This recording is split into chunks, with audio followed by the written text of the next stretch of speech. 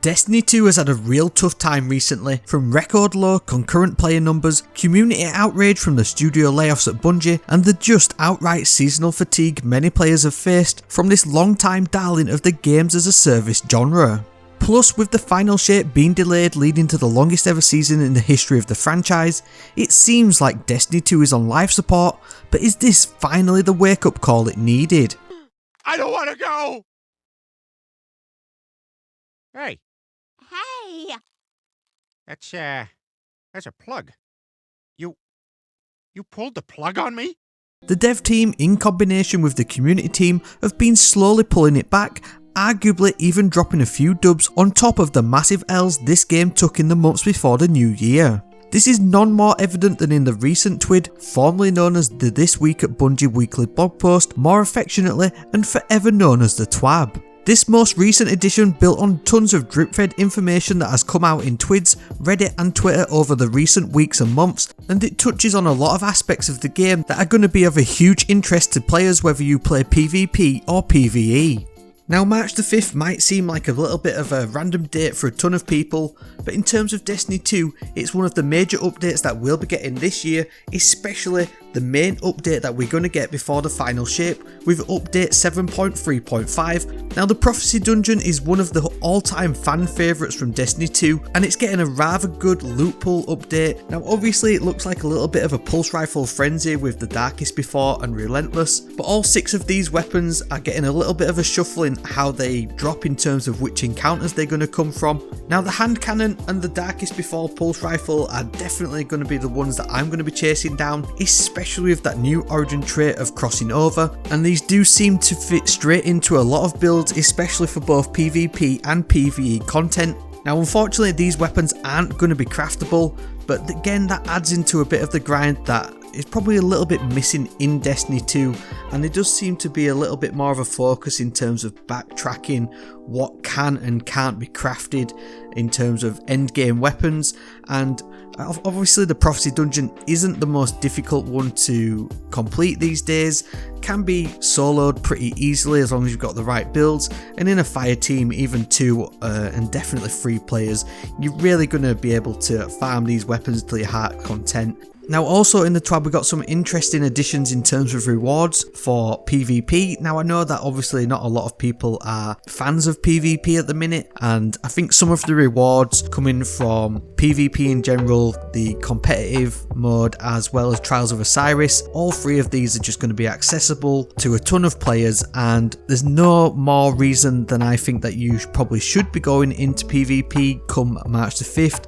than the Artiface armor, which is going to be dropping from the competitive Crucible mode. Now, the reason why this is a big deal is because the Artiface armor is only really seen in Master Dungeons. So if you've not got Artiface armor and you haven't really gone for it yet, then I think accessing it through the competitive division in the Crucible is going to be, like I said, a really accessible option for a ton of players going forwards. Now, in terms of what they're saying here, they said that this high stat armor will be obtainable as a reward from a new 3rd tier on the competitive division weekly challenge, and after completion of the weekly challenge, Artiface armor will continue to have a chance to drop on further victories. Now, this 3rd tier of challenge is going to be locked to basically gold rank 3 or above, but if you've spent any time in Crucible or not, then gold rank 3 is probably the standard for pretty much most players.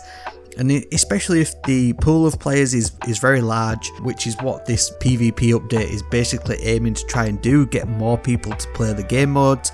then Gold 3 is going to be obtainable by a ton of people, and it's going to open up a whole world of build crafting for you. I think time wise, in terms of doing that over some Master Dungeons,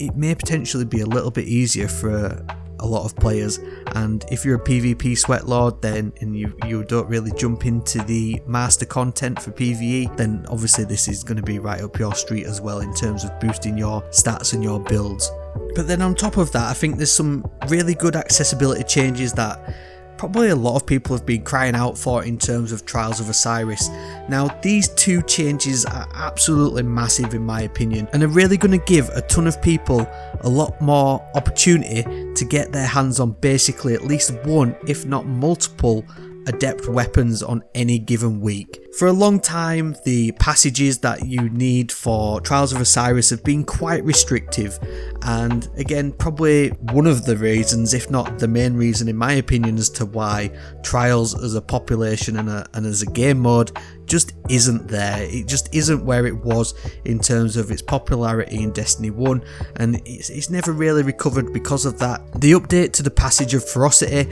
and the introduction of the new Passage of Persistence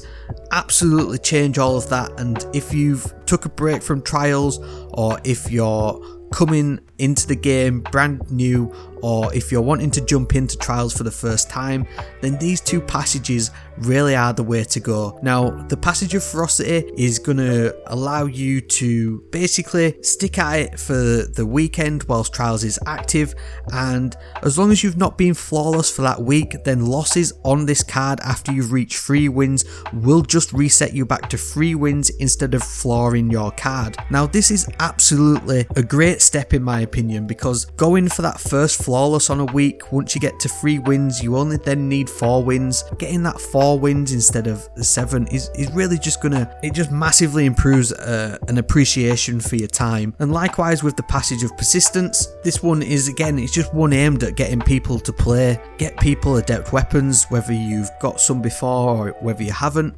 Sometimes it's just a case of players just want an adept weapon. Like, you know, you might not like that weapon, or you might think, oh, I'll just chance my luck at getting 1 adept this week. Then this update is absolutely for you, whether it's getting the Igneous Hammer or the new Strand Trace Rifle, or if you're crazy and you like bows, then go for that one if that one's back in the loot pool. But if you're playing and you're just constantly just grinding away at it, you're going to get better at that map as the days go by, and before you know it, you will get to 7 wins and you're going to get yourself an adept weapon. And basically you can use that new passage for as long as you want all weekend. You know, get your 7 wins, get an adept weapon, turn it in, go again and get another 7 wins, get another adept weapon. It really is, I think, what a ton of people have been shouting out for, and it's really going to change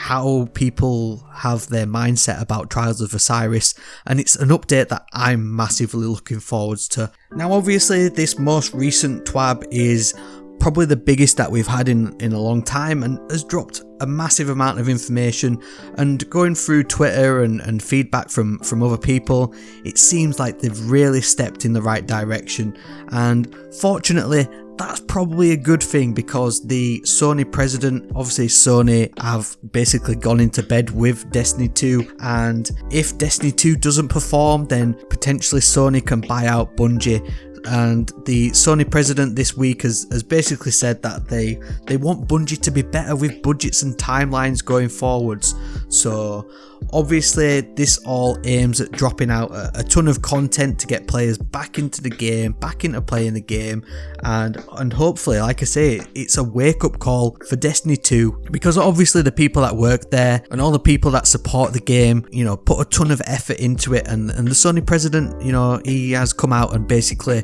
recognised that, and also put it back on the execs of Bungie and say, look guys, do better, you know, do better for the community, do better for the people that are working here, and hopefully as players, as consumers, as fans of Destiny, then hopefully this only means good things. But one huge change, I guess, towards the top end of Bungie is that the game director Joe Blackburn is going to be leaving Bungie. Now obviously this is something that happens in all industries, not just games industries. People finish projects and they move on, whether that's to start new projects or other opportunities open up. And again, this all points towards shaping up a new direction and a new version of Destiny 2 post the final shape, with the episodic direction that Destiny 2 is going into.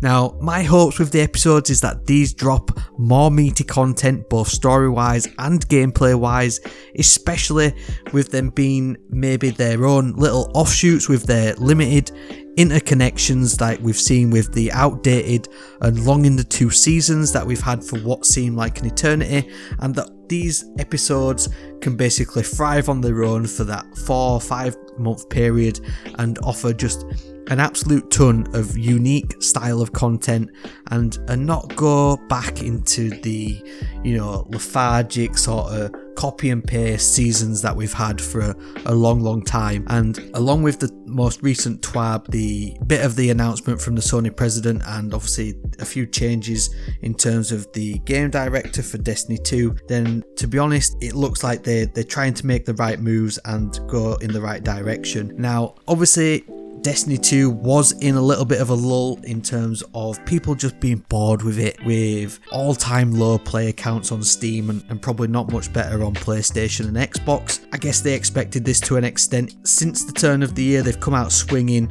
with a ton of information drops, and one of the biggest updates is that we're going to see a little bit of a shake-up to the DPS meta, because heavy grenade launchers are getting an increase to the reserve ammo, and they also getting a little bit of a damage boost by some jiggery pokery of numbers for damage values from spike grenades and direct hits and all that good stuff. Heavy waveframe grenade launchers, obviously we've only got one with the stasis one, that's getting an increase to its damage, and if you know, then you know that is not actually in a bad place, so it might actually be pretty good come this new update. And then we've also got caster frame swords, which are getting a little bit of a change and a increase in their damage, and again it may just make these a little bit more viable. And alongside some exotic changes and other little perk updates, then we really are going into a little bit of a golden period, I think, for Destiny 2, especially after just the decline of its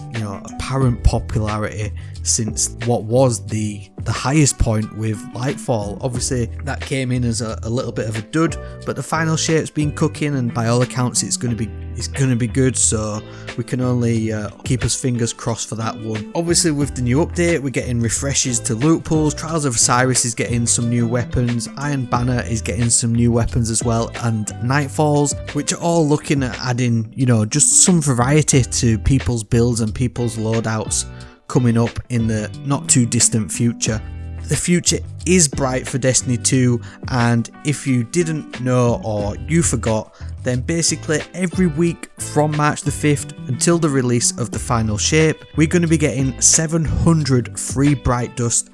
every single week. Now obviously you can only use Bright Dust for certain items as they come in and out of the Eververse store, and if you're a fan of getting some of the new exotic ornaments or transmat effects or emotes, then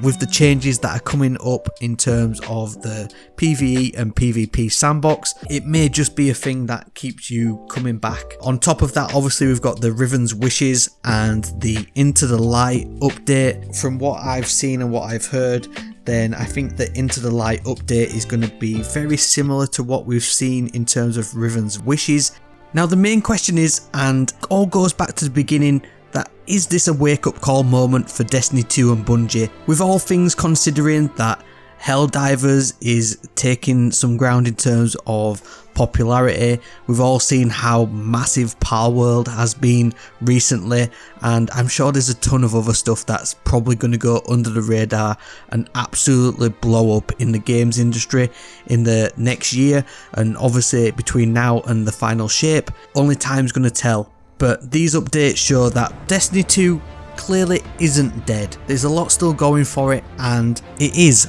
a bit of a wake-up call moment, not just for Destiny 2, not just for Bungie, but for the community. There's a lot of good changes coming up. PvP is getting a massive rework. PvE content looks to be changing, maybe not so significantly in the short term, but definitely post the final shape. The style of the game is just going to look completely different. At the moment, it's probably as close as we're going to get to a Destiny 3 anytime soon. So let's see how it all drops, let's see how it all pans out, and for now,